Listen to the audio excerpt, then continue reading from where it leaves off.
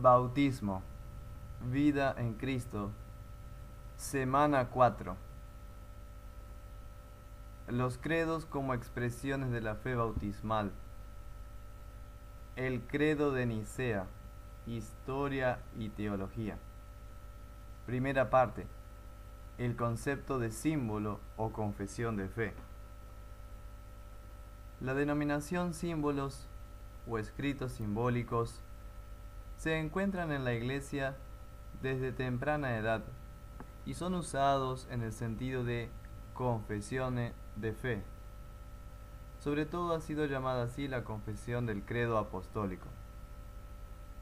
La palabra símbolo es derivada de la palabra griega symbolon y esta de symbalein, en el sentido de comparar una cosa con otra, con el propósito de percibir su relación y asociación, o una forma de comparar dos cosas en una forma alegórica y simplificada.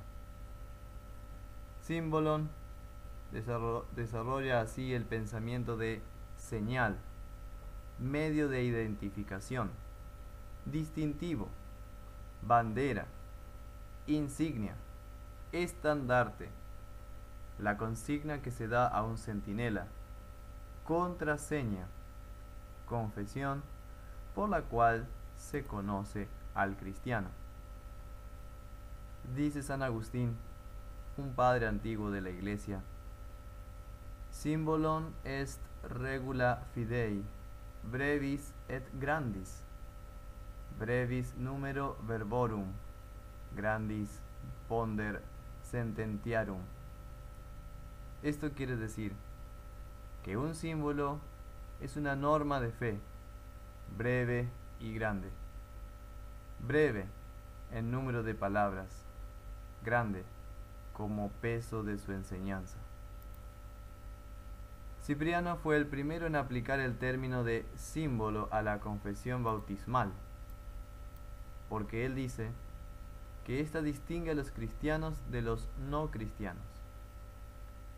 Alrededor del siglo IV después de Cristo, el credo apostólico fue llamado universalmente un símbolo, y en la Edad Media este nombre también fue aplicado a los credos de Nicea y el de Atanasio. En la introducción del libro de Concordia, los confesores luteranos designaron la Confesión de Augsburgo de 1530 como símbolo de nuestra fe, y en la epítome de la Fórmula de Concordia como nuestro símbolo del tiempo. Con esta aceptación, la Iglesia luterana posee una rica simbología para expresar su pasado histórico y las verdades bíblicas, o sea, teológicas.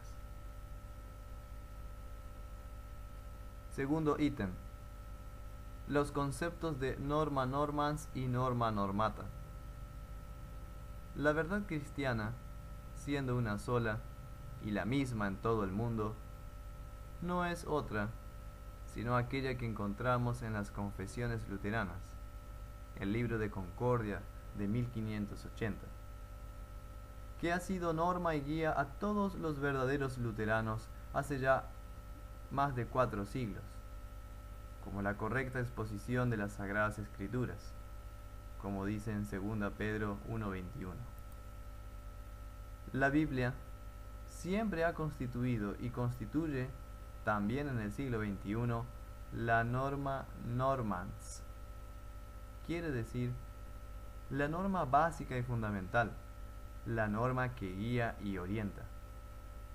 Los libros simbólicos también han constituido y aún constituyen la norma normata, es decir, una norma secundaria y auxiliar, una norma que es guiada y orientada por la Biblia.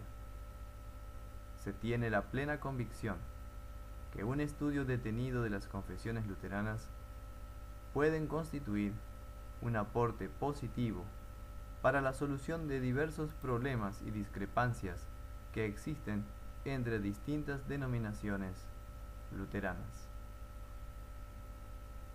Tercer ítem. El origen de los símbolos o confesiones de fe.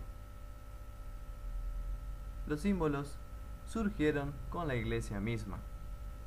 Es verdad, el Señor no ha fundado a su iglesia sobre símbolos, sino sobre su palabra.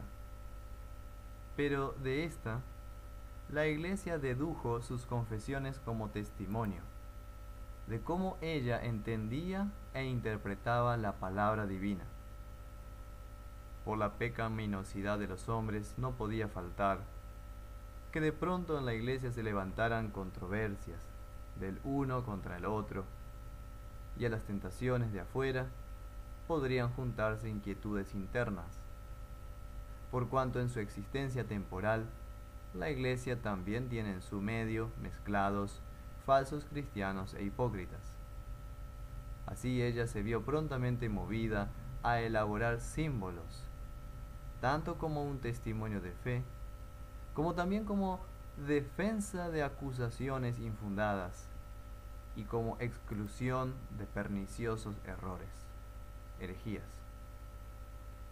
Tampoco para introducir nuevas doctrinas, sino para confesar la vieja verdad recibida de sus padres y de confesarla de nuevo contra los errores nuevos que surgieron con el tiempo.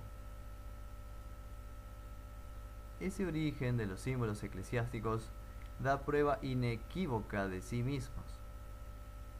La simple fórmula de bautismo de Mateo 28, 19 y 20 se amplió al mismo tiempo con la iglesia en el símbolo apostólico para una confesión bautismal. Luego surgió el símbolo de Nicea y el de Atanasio, según la necesidad del tiempo.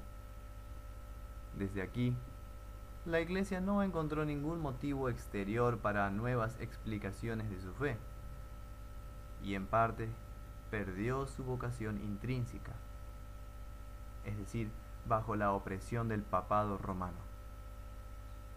Pero cuando comenzó otra vez a acordarse de eso, y cuando reconoció la fuente de su perdición en las tradiciones humanas, la Iglesia vio como su primer deber testimoniar públicamente su fe y su doctrina, es decir, la Reforma luterana.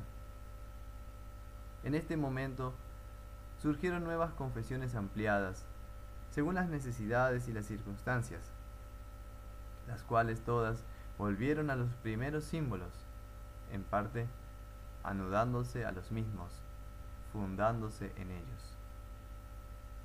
Así, cada símbolo lleva su cuño del tiempo y de las circunstancias históricas de las cuales nació, y cada uno rinde cuenta, no solamente en general, sino con palabras expresas y precisas sobre las causas de su origen. Cuarto ítem: el credo de Nicea. El símbolo de Nicea lleva su nombre del primer concilio de Nicea, en Bitinia, en Asia Menor.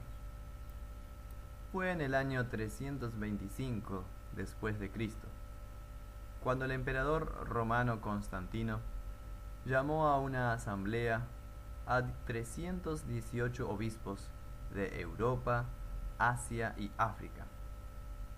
Esa asamblea tuvo como fin restablecer otra vez la paz alterada por el obispo Arrio.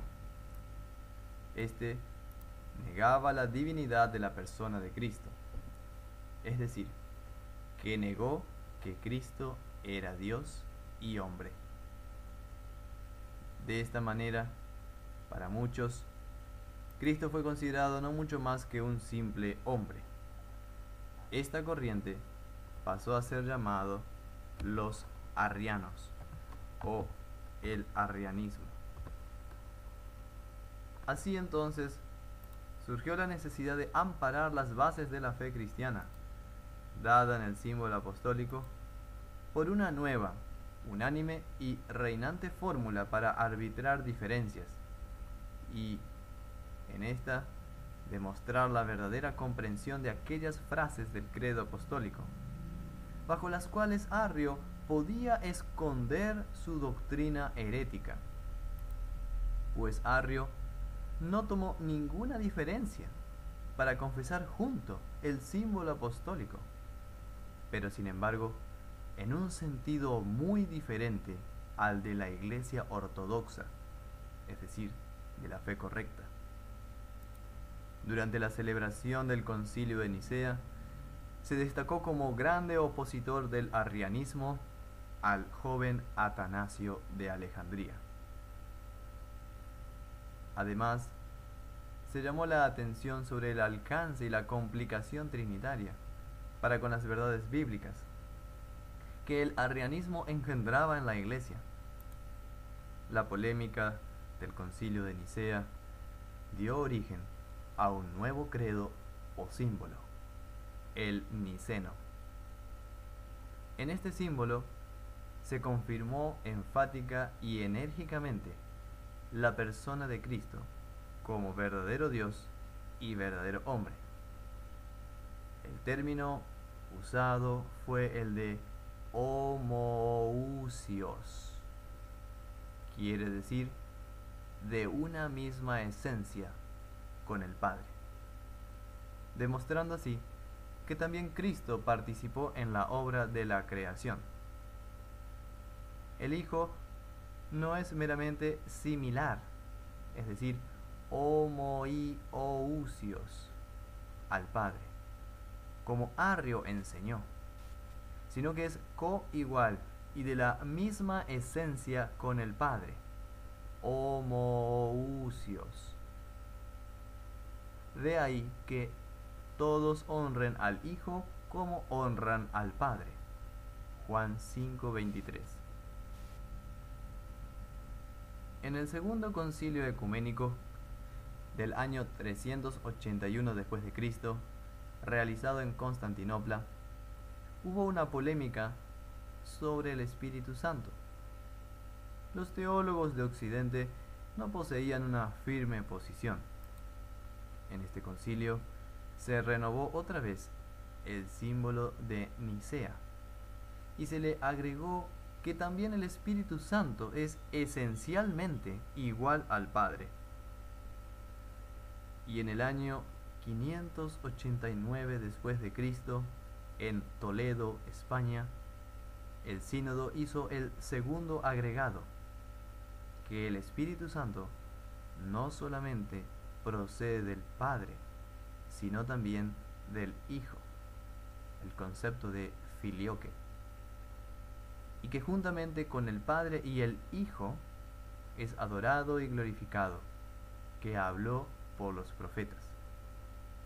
En esta forma, que recibió ahora, llegó a tener un valor general en la Iglesia y es llamado simplemente el credo niceno constantinopolitano.